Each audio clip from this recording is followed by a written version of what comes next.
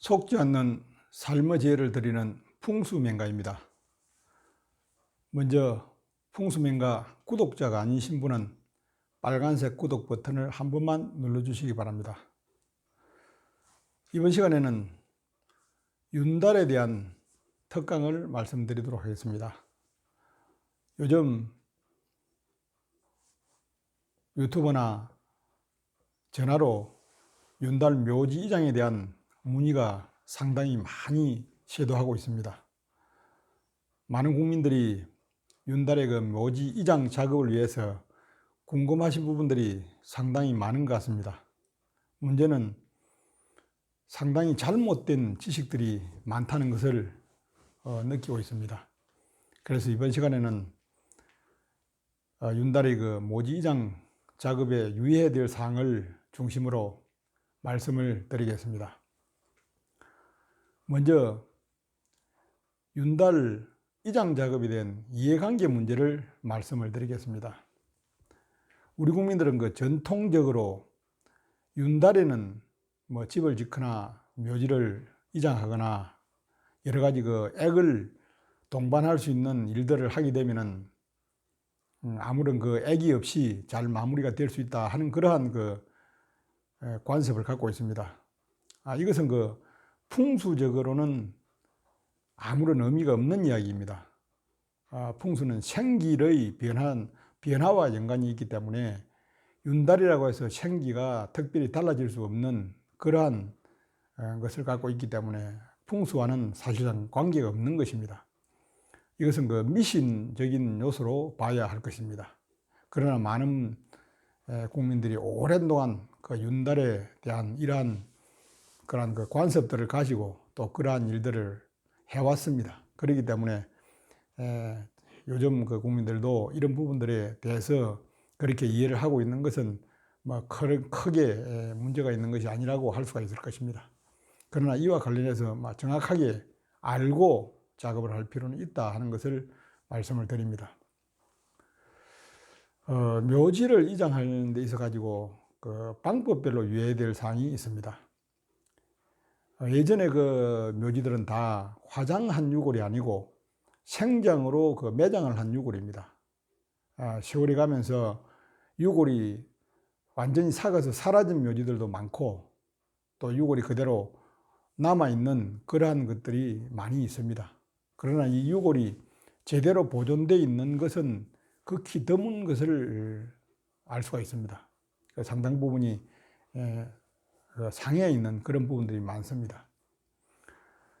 이러한 그 묘지를 근래 와서 이제 가정 묘지를 만들거나 또는 그 묘지에 문제가 있는 것을 파악을 하고 이장을 하려는 그런 분들이 많이 있습니다. 그래서 윤달을 택해서 이장을 하는데 이장을 할 때 이거 어떤 원칙을 제대로 알고 이장을 하는 것이 중요하다 하는 말씀을 드리고자 하는 것입니다.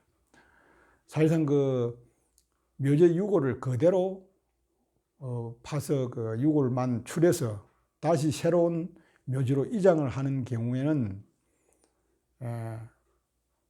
그 유골이 이 기운을 그 감지를 하고 살아 있습니다. 그렇기 때문에 그로 인한 피해가 후손들에게 전이됩니다. 이것을 동기감흥 이론이라고 하는데 현대적인 과학 이론으로 설명을 드리면 DNA가 유사성이 높은 그러한 사람에게 유골의 기운이 전이되는 현상이라고 할 수가 있습니다.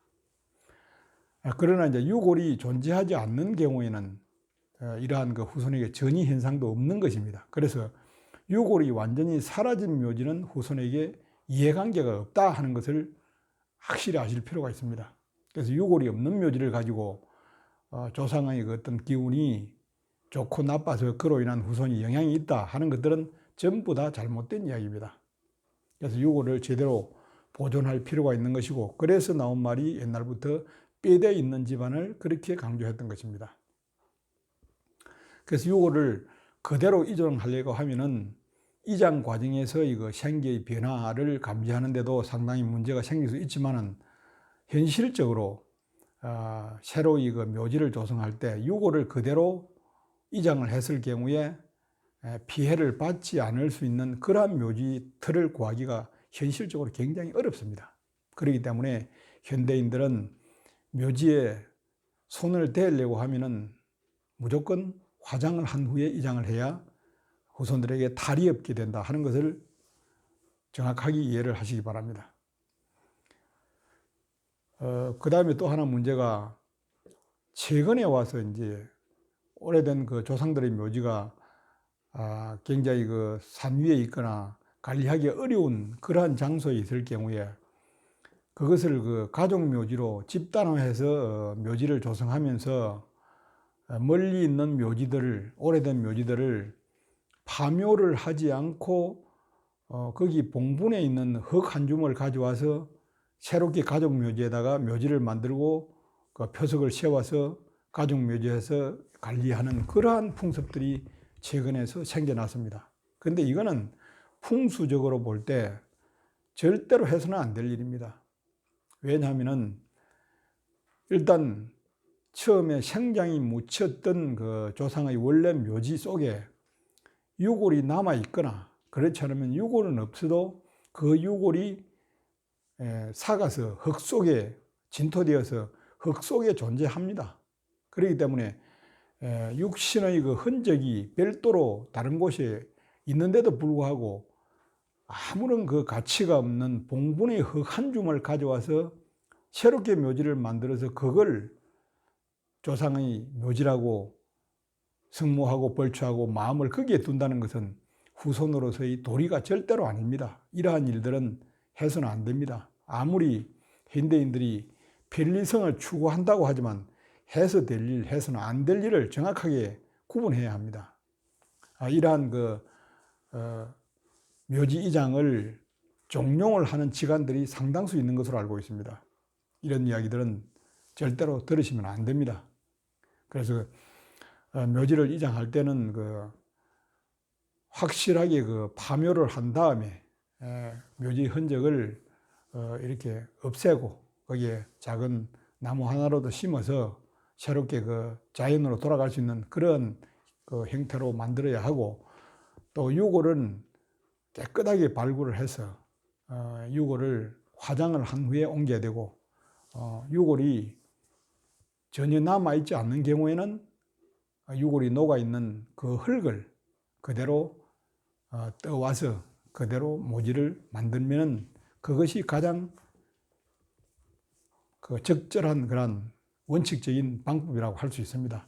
이외의 다른 편법은 그것은 후손들이 조상들을 욕되게 하는 그러한 것이라고 할 수 있습니다. 절대로 해서는 되지 않을 것이라고 생각합니다.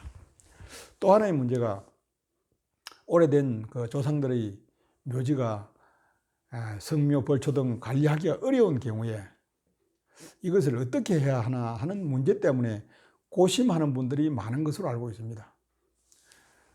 가장 좋은 방법은 아까 말씀드린 대로 파묘를 한 후에 유골이 남아있으면 유골을 화장하고, 없으면은 흙을, 그 속에 광중의 흙을 가져와서 묘지를 새롭게 만드는 방법이 가장 원칙적인 방법입니다만은, 그렇게 할 수 없는 사정이 있을 때 마음 한구석에 깨림칙한 부분이 발생합니다. 그 묘지를 물키자니 조상에 대한 도리가 아닌 것 같고, 또 벌초를 하고 관리를 하자니 너무 힘들고 합니다. 그러나 통상적으로 우리 조상들이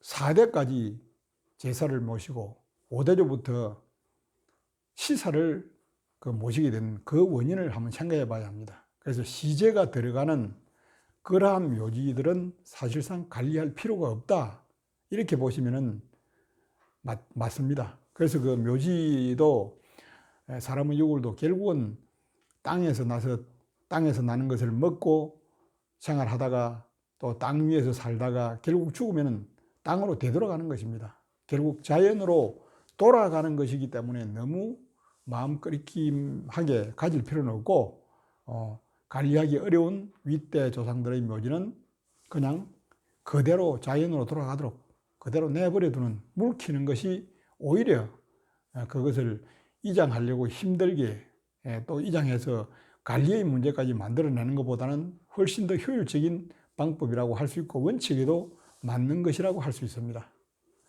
이와 같은 윤달의 그 묘지장자하고 관련해서 명확하게 정의되지 않는 그러한 부분들을 다른 사람의 이야기만 듣고 이렇게 실행하지 마시고 현대인들이 과학적이고 합리적인 그러한 그 판단을 해서 좋은 결과가 있도록 묘지장 작업을 하시기 바랍니다. 감사합니다.